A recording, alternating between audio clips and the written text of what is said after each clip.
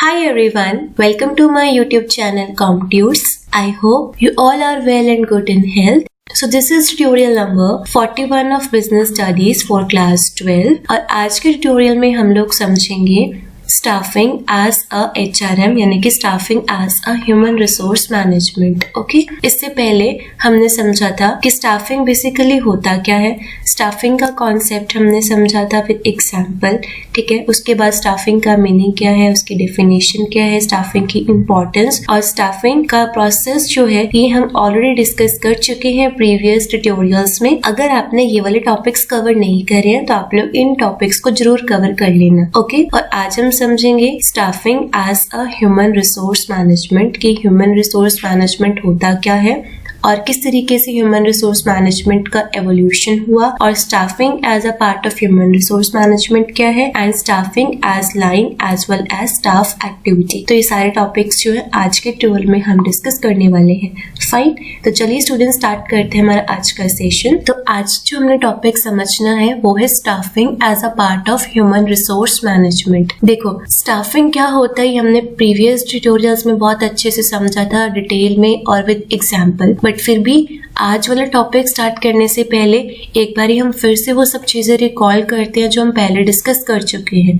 ठीक है, देखो स्टाफिंग का मतलब क्या होता है। Staffing means putting people to jobs, और आप कह सकते हैं staffing refers to finding right people for right job with the right qualification at right time. Okay, staffing का मतलब क्या होता है, राइट पीपल को फाइंड करना for right job with right qualification at right time. ठीक है, अब स्टाफिंग आई थिंक अब आप सबको क्लियर होगा कि स्टाफिंग का मीनिंग बेसिकली होता क्या है।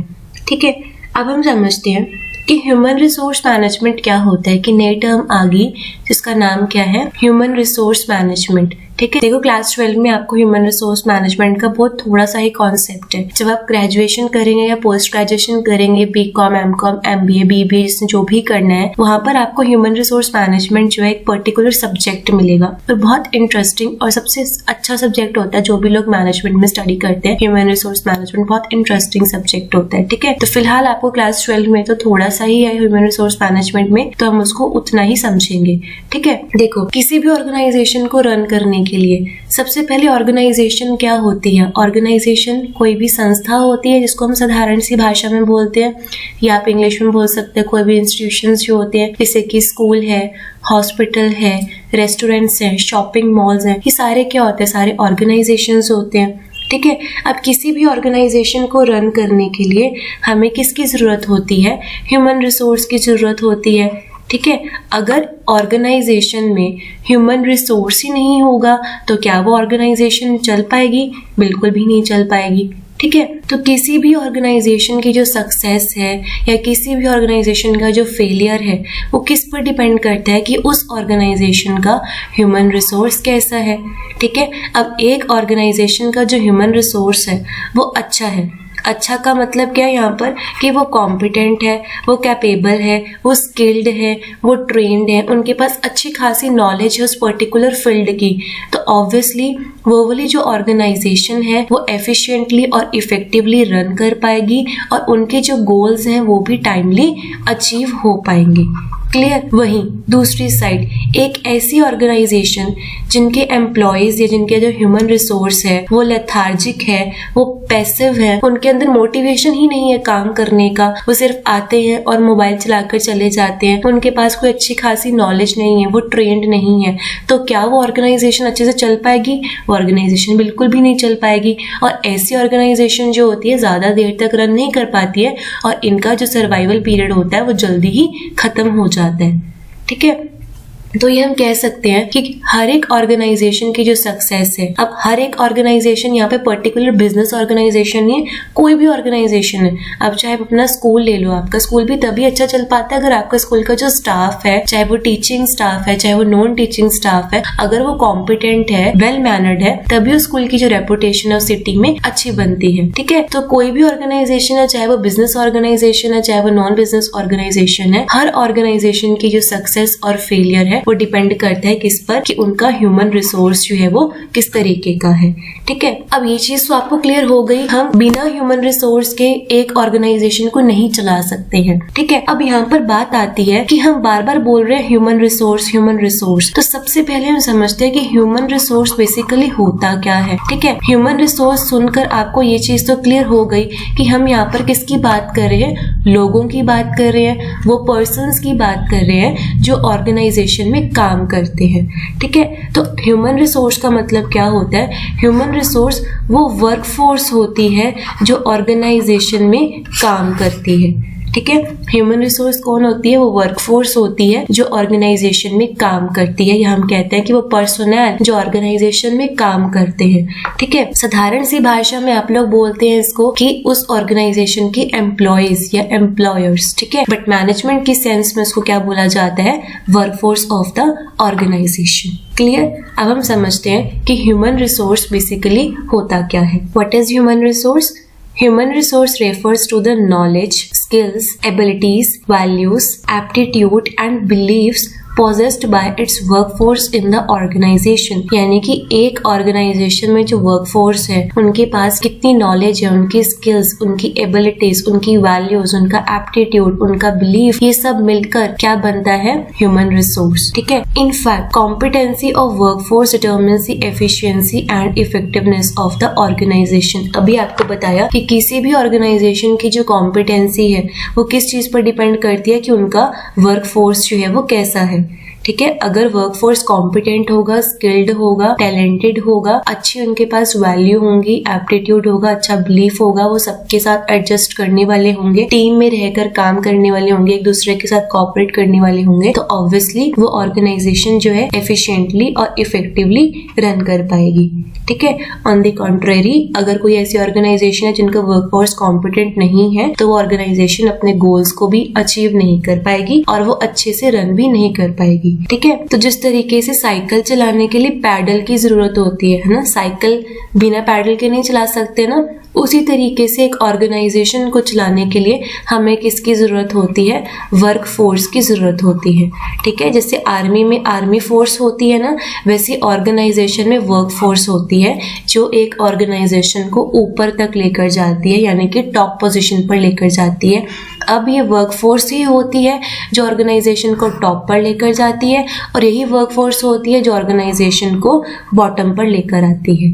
ठीक है, तो किसी भी ऑर्गेनाइजेशन की जो सक्सेस और फेलियर है वो किस पे डिपेंड करते हैं, उनके वर्क फोर्स पर। Clear, now other things remaining the same, an organisation with competent workforce is likely to be more effective in comparison to the organisation low in this factor. अभी समझाया ये। ठीक है, it is rightly said that achieving human resource excellence leads to organisations excellence. बहुत important line है ये वाली, इसको अपने नोट्स में जरूर नोट डाउन कर लेना। अब इस लाइन का मतलब क्या है कि अगर हमारा ह्यूमन रिसोर्स जो है वो एक्सीलेंट होगा, अगर हम ह्यूमन रिसोर्स को अच्छा ह्यूमन रिसोर्स जो ऑर्गेनाइजेशन में लेकर आएंगे, अच्छा जब भी मैं बोलती हूँ तो अच्छा मीन्स यहाँ पर कॉम्पिटेंट है, स्किल्ड है, ट्रेंड है। ठीक है, जब हम कॉम्पिटेंट ह्यूमन रिसोर्स ऑर्गेनाइजेशन में लेकर आएंगे तो ऑटोमेटिकली जो है ऑर्गेनाइजेशन जो है वो टॉप पर पहुंचेगी ही पहुंचेगी। ठीक है, लेकिन अगर हम ऑर्गेनाइजेशन पे फोकस कर रहे हैं, ह्यूमन रिसोर्स पर फोकस नहीं कर रहे हैं, तो ऑर्गेनाइजेशन कभी भी सक्सेसफुल नहीं बन सकती है। ठीक है, so we can say that achieving human resource excellence leads to organisation excellence. Clear, so this is the meaning of human resource. अब कोई आपसे पूछे कि what you mean by human resource, तो आपने क्या आंसर देना है कि human resource is the workforce in the organisation. ठीक है, और you can say human resource refers to the knowledge, skills, abilities, values, aptitude and belief possessed by its workforce in the organisation. Clear, I hope अब आपको human resource का जो meaning है वो clear हो गया होगा। अब हम समझते हैं ह्यूमन रिसोर्स मैनेजमेंट क्या होता है। ये अभी हमने समझा ह्यूमन रिसोर्स, अब हम समझेंगे ह्यूमन रिसोर्स मैनेजमेंट। ठीक है, देखो अभी आपको नेम से क्लियर हो गया कि जब हम ह्यूमन रिसोर्स को मैनेज करेंगे तो उसको हम क्या बोलेंगे, ह्यूमन रिसोर्स मैनेजमेंट। ठीक है, देखो ह्यूमन रिसोर्स मैनेजमेंट जो है एक पीपल ओरिएंटेड मैनेजमेंट पॉलिसी है। ठीक है। ह्यूमन रिसोर्स मैनेजमेंट एक ऐसा प्रोसेस है जो ह्यूमन एलिमेंट्स को, यानी जो एक ऑर्गेनाइजेशन में वर्कफोर्स है उसको वो मैनेज करता है, उसको वो एक्वायर करता है, उसको वो डेवलप करता है, उनको वो ट्रेन करता है, उनकी इंडक्शन एंड ओरिएंटेशन करता है, उनको डायरेक्शन देता है, उनको वो मोटिवेट करता है। ठीक है। So human resource management refers to that process of management which develops and manages the human elements of an organisation. Okay, clear हुआ? ह्यूमन रिसोर्स का मतलब क्या होता है? Human resource means workforce in the organisation. Okay, और human resource management का मतलब क्या होता है? Human resource management means that process of management which develops and manages the human elements of an organisation. यानी कि ये एक ऐसा प्रोसेस होता है जो ऑर्गेनाइजेशन में जो वर्कफोर्स है उनको डेवलप करता है, उनको मैनेज करता है। ठीक है, अब इसको रीड करते हैं। Human resource management is a people-oriented management policy. It stresses that organization should consider its people as an asset and not as cost. Very very important line. देखो, ये जो मैं आपको ह्यूमन रिसोर्स मैनेजमेंट का concept पढ़ा रही हूँ ना, आपको क्लास 12 में इतना इम्पोर्टेंट नहीं है। ठीक है, बट आगे जब आप हायर स्टडीज करेंगे ना तब ये बहुत इंपॉर्टेंट है, बिकॉज ये आपको एक पर्टिकुलर सब्जेक्ट मिलेगा वहां पर। इसलिए मैं यहाँ पर आपको डिटेल में समझा रही हूँ, बिकॉज ये ऐसी चीजें हैं जो सिर्फ आपको क्लास 12 में ही नहीं बल्कि जब आप बाद में कॉम्पिटिटिव एग्जाम देते हैं ना अपनी कॉमर्स फील्ड में, तब आपको ये सारे कॉन्सेप्ट आते हैं। ठीक है, तो उसमें छोटे छोटे ही पॉइंट्स पूछे जाते हैं, इसलिए मैंने सारे नोट्स यहाँ पर वैसे ही ऐड करे हैं कि सिर्फ आपका क्लास 12 भी पास ना हो, रादर आप जितने भी बाद में भी कॉम्पिटिटिव एग्जाम देंगे या ग्रेजुएशन पोस्ट ग्रेजुएशन करेंगे वहां पे भी आपके सारे कॉन्सेप्ट अप्लाई होंगे और ये सब चीजें आपको क्लियर होनी चाहिए। ठीक है, तो बेटर ये है कि आप लोग साथ के साथ इनके नोट्स बनाते रहें या अपनी बुक में साथ के साथ नोट डाउन करते रहें, जैसा भी आपको कन्वीनियंट लगता है। ठीक है, अब ये लाइन बहुत इंपॉर्टेंट है कि ह्यूमन रिसोर्स मैनेजमेंट, सबसे पहली बात तो ये एक पीपल ओरिएंटेड मैनेजमेंट पॉलिसी है। ठीक है, second point is this, human resource management में ये कहा है कि जो ऑर्गेनाइजेशन है ना उसने ह्यूमन रिसोर्स को किस तरीके से लेना है, एसेट की तरह and not as a cost. अब इसमें क्या डिफरेंस होता है कि एसेट की तरह लेना है, कॉस्ट की तरह नहीं लेना है? देखो, ह्यूमन रिसोर्स मैनेजमेंट ये बोलती है कि अगर हम ह्यूमन रिसोर्स एक्सीलेंस अचीव करेंगे तो ऑब्वियसली हमारी ऑर्गेनाइजेशन एक्सीलेंस भी अचीव हो जाएगी। ठीक है, अब हमने ह्यूमन रिसोर्स को किस तरीके से लेना है, एसेट की तरह। एसेट की तरह लेना है तो हम उसकी वैसे ही देख रेख करेंगे, उनकी टाइम टू टाइम डेवलपमेंट करेंगे, जब हमें लगे कि उनको ट्रेनिंग की जरूरत है उनको ट्रेनिंग देंगे, उनको मोटिवेट करेंगे, उनको फाइनेंशियल और नॉन फाइनेंशियल इंसेंटिव्स देंगे। ठीक है, और उनको कॉस्ट नहीं समझना, यानी ये नहीं समझना कि अगर हमारी ऑर्गेनाइजेशन में ह्यूमन रिसोर्स है तो ये हमारे लिए भार है, भार नहीं समझना इसको। हमने रादर क्या सोचना है कि जो ह्यूमन रिसोर्स है वही हमारी ऑर्गेनाइजेशन को जो है टॉप पर या बॉटम पर लेकर जाएगा, और जिस तरीके से एक ऑर्गेनाइजेशन अपने ह्यूमन रिसोर्स के साथ बिहेव करेगी ऑब्वियस वो ह्यूमन रिसोर्स भी ऑर्गेनाइजेशन में अपना उसी तरीके का काम देगा। ठीक है, तो ह्यूमन रिसोर्स मैनेजमेंट जो है एक पीपल ओरिएंटेड मैनेजमेंट पॉलिसी है। इसमें सारी की सारी बात किसके बारे में करी गई है, ह्यूमन रिसोर्स के बारे में, कि किस तरीके से हमने एक ह्यूमन रिसोर्स को अच्छे तरीके से ऑर्गेनाइजेशन में रखना है ताकि सिर्फ और सिर्फ ऑर्गेनाइजेशन की डेवलपमेंट ना हो, रादर ह्यूमन रिसोर्स की भी डेवलपमेंट हो। ठीक है, अब आजकल आप लोग देखते हैं कि जो बड़ी बड़ी कंपनीज होती हैं, जो बड़ी बड़ी एमएनसीज हैं, वहां पर जो उनके एम्प्लॉयज हैं या जो उनके वर्कफोर्स हैं उनके लिए हर मंथ में ट्रिप्स भी ऑर्गेनाइज करवाए जाते हैं, मोटिवेशनल सेमिनार्स भी ऑर्गेनाइज करवाए जाते हैं। क्यों? इसके पीछे क्या रीजन है? रीजन यही है जो पूरे मंथ में उनका वर्कलोड होता है, जो उनका स्ट्रेस होता है उसको वो रिलीज कर सके।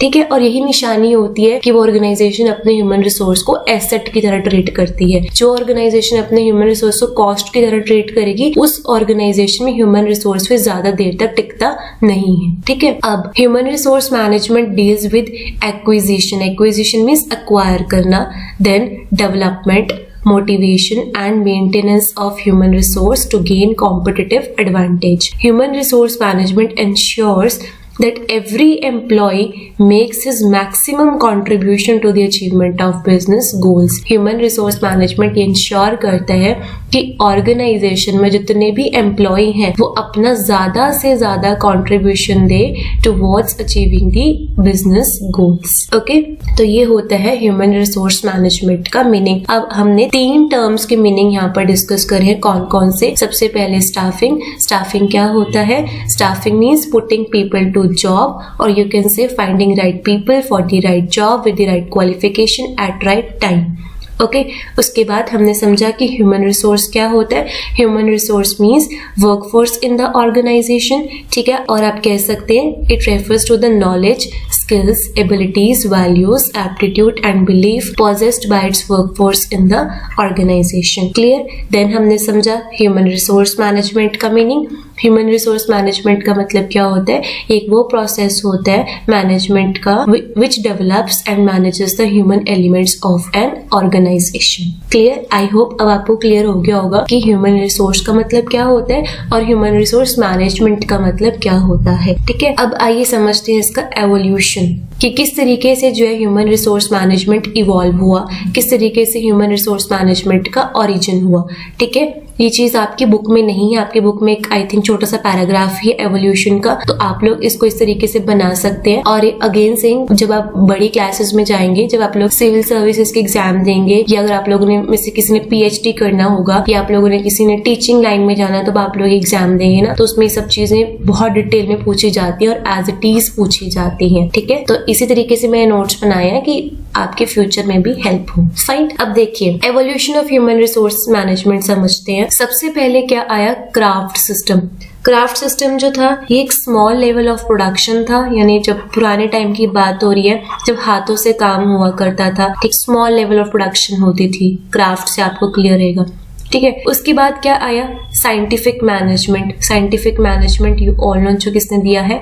FW टेलर ने, जो अभी हमने प्रिंसिपल्स ऑफ मैनेजमेंट वाले यूनिट में भी स्टडी किया था, जिसने फंक्शनल फॉर्मनशिप के बारे में बात की थी और 4 प्रिंसिपल्स और 7 टेक्निक्स दी थी, साइंटिफिक टेक्निक्स दी थी। ठीक है, उसके बाद आया ह्यूमन रिलेशंस। अब इन्होंने बात की ह्यूमन रिलेशंस के बारे में कि किस तरीके से जो भी इंडस्ट्री है, देखो ये जो पुराना सिस्टम था ना क्राफ्ट सिस्टम वाला, ये सारा इंडस्ट्री लेवल वाला था। साइंटिफिक मैनेजमेंट भी इंडस्ट्री लेवल का था। अब ह्यूमन रिलेशंस में क्या हुआ कि उन्होंने कहा कि जो भी लोग काम कर रहे हैं उनमें जो रिलेशंस हैं वो अच्छे होने चाहिए। अब जो लोग काम कर रहे हैं, ठीक है, और ह्यूमन रिलेशन का जो कॉन्सेप्ट है ये दिया था एल्टन मायो ने। ठीक है, ह्यूमन रिलेशंस के बाद जो है वो बिहेवियरल साइंसेस आया।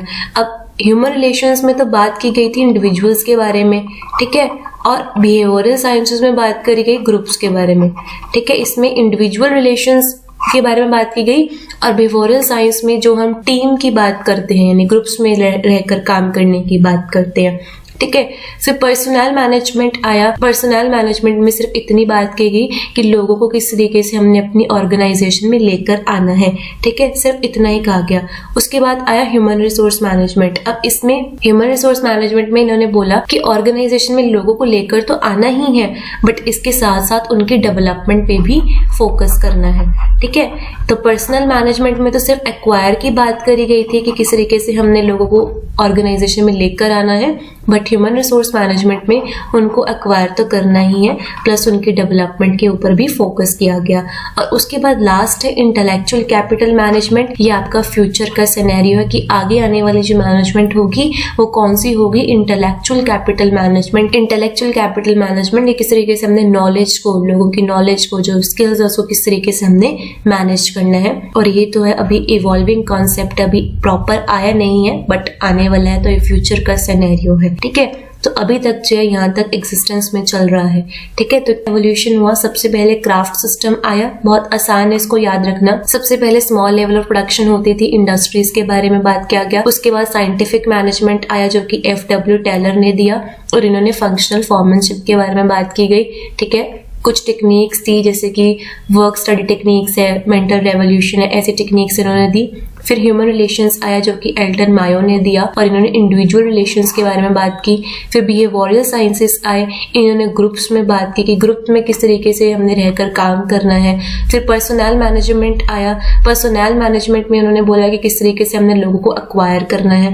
देन ह्यूमन रिसोर्स मैनेजमेंट आया, ह्यूमन रिसोर्स मैनेजमेंट में बोला कि ओनली एक्वायर ही नहीं करना, रादर वो जो हमारी ऑर्गेनाइजेशन का वर्क फोर्स है उनकी डेवलपमेंट पे भी फोकस करना है। और लास्ट है इंटेलेक्चुअल कैपिटल मैनेजमेंट, जो हमारा फ्यूचर का कॉन्सेप्ट। ठीक है, सो इस तरीके से जो आपका ह्यूमन रिसोर्स मैनेजमेंट जो है वो एग्जिस्टेंस में आया।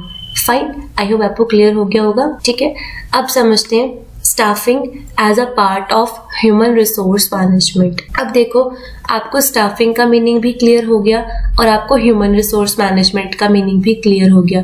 अब आप लोग खुद बताइए कि स्टाफिंग बड़ा है या ह्यूमन रिसोर्स मैनेजमेंट बड़ा है, यानी कि कौन सी टर्म जो है वाइडर है इनमें से। Obviously human resource management.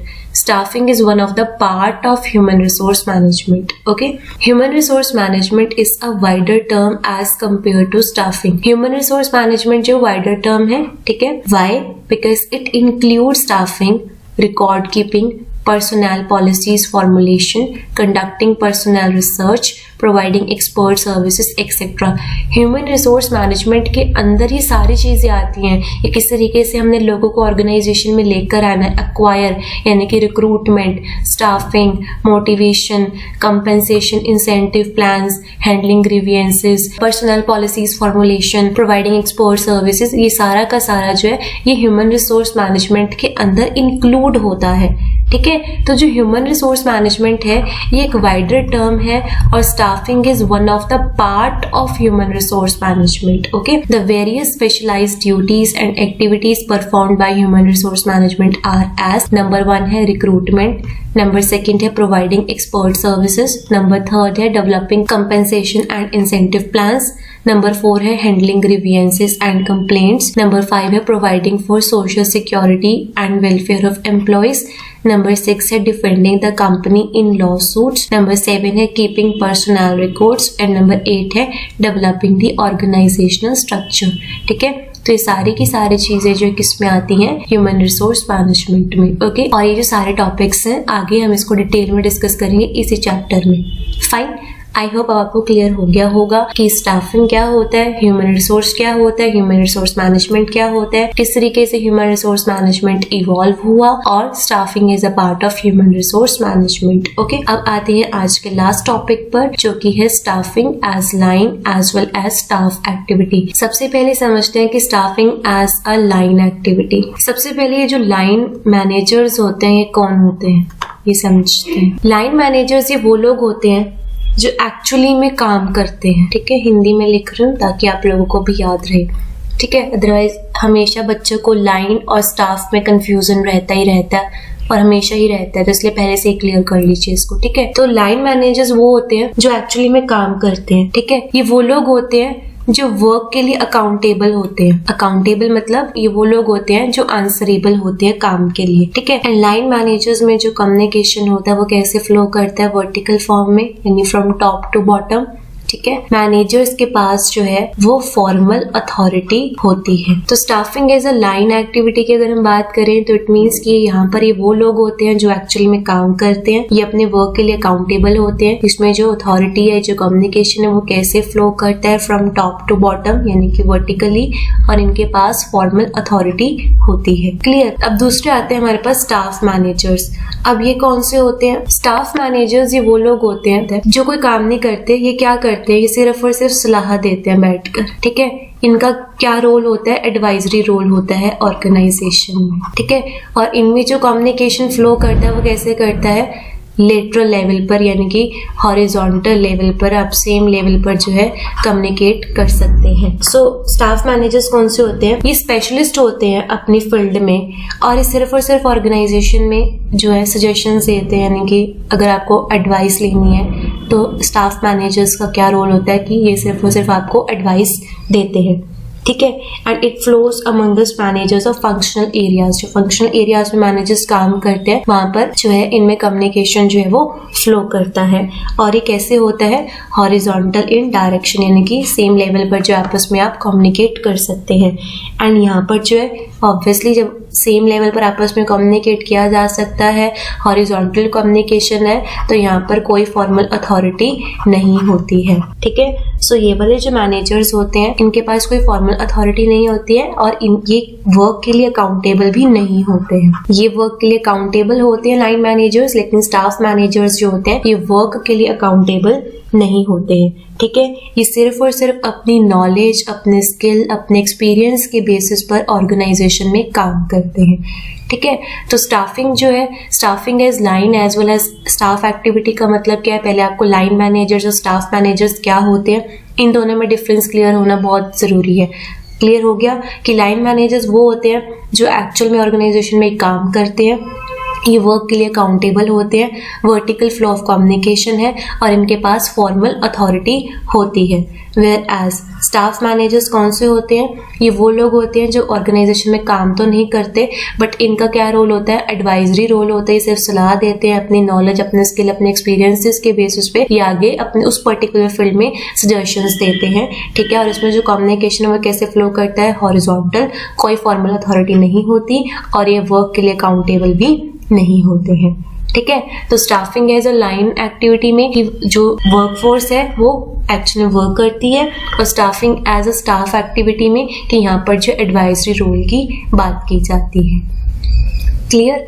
तो ये था आज का topic, that is staffing as a human resource management. I hope जो भी टॉपिक्स आज हमने डिस्कस करे हैं, जो भी आज कॉन्सेप्ट हमने आज के ट्यूटोरियल्स में कवर करे हैं, वो आप लोगों को अच्छे से समझ में आ गए होंगे। And still if you have any doubt और any query, you can ask your doubts in the comment section box below. Clear? So students, this is all about today's session. I hope this tutorial is helpful for all of you, and if this tutorial is helpful for all of you, then please do share your valuable feedback in the comment section, as your feedback really matters a lot. And also do hit the like button and do share these tutorials and my channel with your friends and your classmates too, ताकि ज़्यादा से ज़्यादा commerce के students जो है channel के साथ जुड़े एंड ये ट्यूटोरियल्स जो है उनके लिए भी हेल्पफुल हो। अब आपके एग्जाम्स आने वाले हैं तो प्लीज़ आप इन ट्यूटोरियल्स को ज़्यादा से ज़्यादा शेयर जरूर करना। ओके, so last में guys, thank you for watching this tutorial. Bye bye, take care, have a great day ahead, study smart and stay motivated.